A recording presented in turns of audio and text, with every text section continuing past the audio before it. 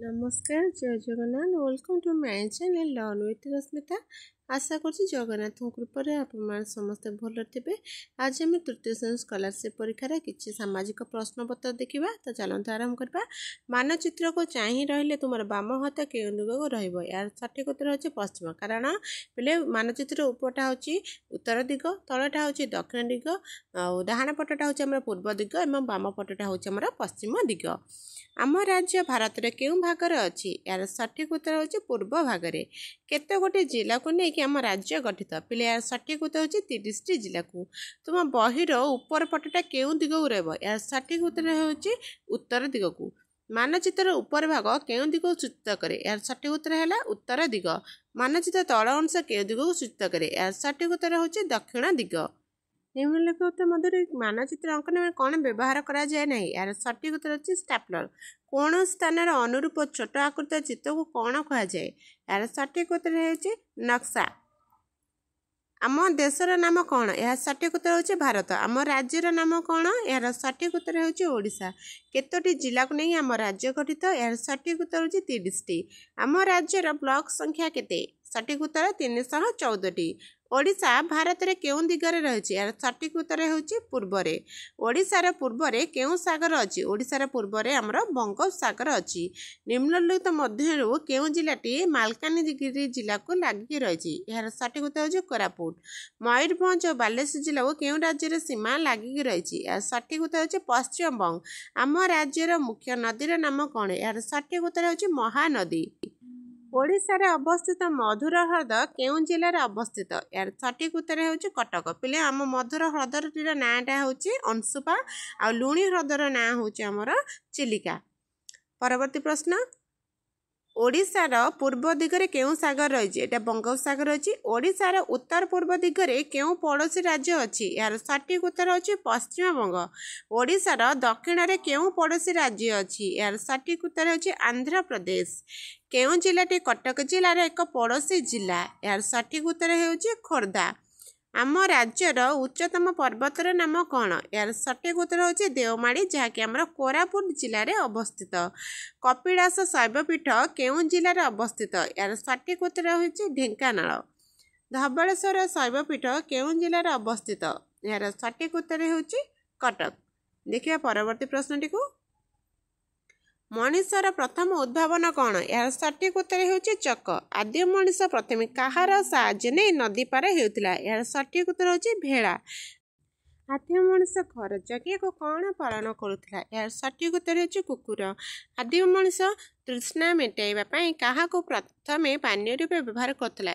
ଏହାର ସଠିକ ଉତ୍ତର ହେଉଛି ଝରଣାର ପାଣିକୁ। ଆଦିମ ମଣିଷର ପ୍ରଥମ ଉଦ୍ଭାବନ କ'ଣ ଥିଲା? ପିଲେ ଆମର ପାଣି, ଖାଦ୍ୟ, ଗୁମ୍ଫା ଦେଇଛି, ନିଆଁ ଦେଇଛି, ତ ଏଇ ଚାରିଟା ଭିତରୁ ହେବ ନିଆଁ। ଆଦିମ ମଣିଷର ସର୍ବପ୍ରଥମ ବାସସ୍ଥାନ କେଉଁଠି ଥିଲା? ଏହାର ସଠିକ ଉତ୍ତର ହେଉଛି ଗୁମ୍ଫା। ଆଦିମ ମଣିଷ କାହାକୁ ଦେଖି ପ୍ରଥମେ ପାଣିରେ ପହଁରିବା ଶିଖିଥିଲା? ଏହାର ସଠିକ ହେଉଛି କୁମ୍ଭୀର ଓ ମାଛମାନଙ୍କୁ। ପ୍ରଥମେ ମଣିଷ କାହାକୁ ଗାଡ଼ି ଟଣା କାର୍ଯ୍ୟରେ ଲଗାଉଥିଲା? ଏହାର ସଠିକ ଉତ୍ତର ହେଉଛି ଘୋଡ଼ାକୁ। ଖବର ପଠାଇବା ପାଇଁ ଆଦିମ ମଣିଷ ସର୍ବପ୍ରଥମେ କେଉଁ ପକ୍ଷୀକୁ ବ୍ୟବହାର କରୁଥିଲା? ଏହାର ସଠିକ ଉତ୍ତର ହେଉଛି ପାରା। ଆଦିମ ମଣିଷ ଜଙ୍ଗଲରେ ଶିକାର କରିବା ପାଇଁ ସର୍ବପ୍ରଥମେ କାହାର ସାହାଯ୍ୟ ନେଉଥିଲା? ଏହାର ସଠିକ ଉତ୍ତର ହେଉଛି ପଥର।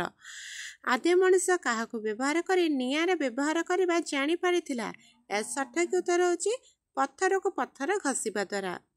ଆଦିମ ମଣିଷ ଗଛର ପତ୍ରରେ କୁଡ଼ିଆ ତିଆରି କରିବା କାହାଠାରୁ ଶିଖିଥିଲା? ଏହା ସଠିକ ଉତ୍ତର ହେଉଛି ପକ୍ଷୀଙ୍କ ଠାରୁ। ପରବର୍ତ୍ତୀ ପ୍ରଶ୍ନ, ଆଦିମ ମାନବ ଜଙ୍ଗଲର ହିଂସ୍ରଜନ୍ତୁ କବଳରୁ ନିଜକୁ କିପରି ରକ୍ଷା କରୁଥିଲା? ଏହାର ସଠିକ ଉତ୍ତର ହେଉଛି ନିଆଁ ଜାଳି। ସିନ୍ଧୁ ସଭ୍ୟତା ସର୍ବପ୍ରଥମେ କେଉଁ ନଦୀ କୂଳରେ ଗଢ଼ି ଉଠିଥିଲା? ଏହାର ସଠିକ ଉତ୍ତର ହେଉଛି ସିନ୍ଧୁ ନଦୀ। ଆଜିକୁ ପ୍ରାୟ କେତେ ବର୍ଷ ପୂର୍ବେ ସିନ୍ଧୁ ସଭ୍ୟତା ଗଢ଼ି ଉଠିଥିଲା?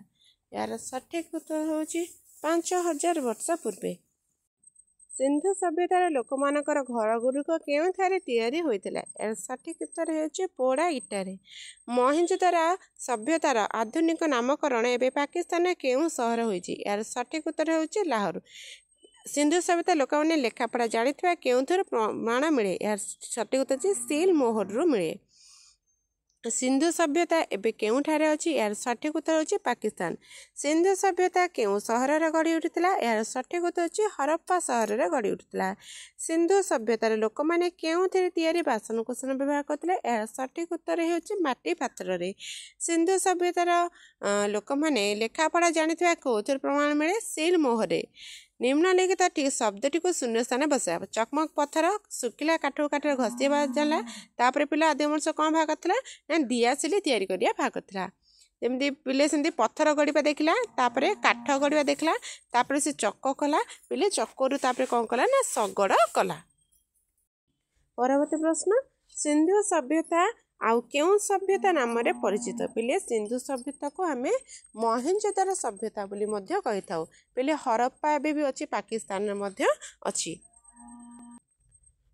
परिवार छोट हेले कौन हेबो यार सठिक उत्तर हेउछि परिवेश निर्मल रहइबो। परिवार बड़ हेले कौन पाइक असुविधा हेबो पिले असुविधा हुए नाही। खाद्य जल औषध एसु तो असुविधा हो तो सूर्य किरण पाइक असुविधा हुए नाही। परिवार बड़ हेले कहार अभाव घटिबो यार सठिक उत्तर हेउछि पिले खाद्यर अभाव घटिबो। छोट परिवार समस्ते किपरे थांती समस्ते सुख शांति रे थांती। केते गुडी परिवार को ने गोटे गोटे डैश सृष्टि होला यार सठिक उत्तर हेउछि गां सृष्टि होला। परिवार रे केतोटी पिला रहिबा आवश्यक एक किंबा दुईटी जेटा कि हम छोट परिवार बोली कहि थाउ।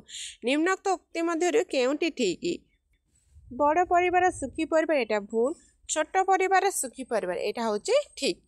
तापर प्रति प्रश्न कहार छुआ अधिक मांस खाइथिबे यार सठिक उत्तर होछि बाघर छुआ अधिक मांस खाइथिबो जहार कोन परिवारटे बहुत छोट थिला। देश रे जनसंख्या बढ़े देश रे कौन देखा देव खाद्य समस्या तो देखा जीवो बासस्थान समस्या देखा जीवो विभिन्न समस्या देखा जीवो बुझिपाले कि छोट परिवार रे केते जण पिला थांती साधारणतः मैक्सिमम 2 जण पिला थांती। देश रे लोक संख्या बढ़िले कौन नष्ट हेबो खाद्य तो नष्ट होबनी खाद्यर अभाव होबो बासगृह रे अभाव होबो बही पत्र भी अभाव हो किंतु जंगल गुड़िक नष्ट होबो जेतु लोक मानकर आवश्यकता पूरा पाए से कौन जंगल टाकू काटी दउचंती। पर्वपर्वाणी समय बस जीवास करवा कष्ट हुए कहीं कारण जनसंख्या वृद्धि हेतु बहुत लोक आसती। तुम गाँव में लोक संख्या बोले कि असुविधा हेबो भोजी भातर असुविधा पर्वपर्वाणी असुविधा खाद्य अभाव नहीं यहाँ भूल परिवेश मुख्यतः आमर दूषित हेबो। तो आज भिडियोटी एति भिडियोटी भल लगे भिडियो लाइक कर शेयर करवा और सब्सक्राइब करने को जमा भी भूल ना। रहुची जय जगन्नाथ।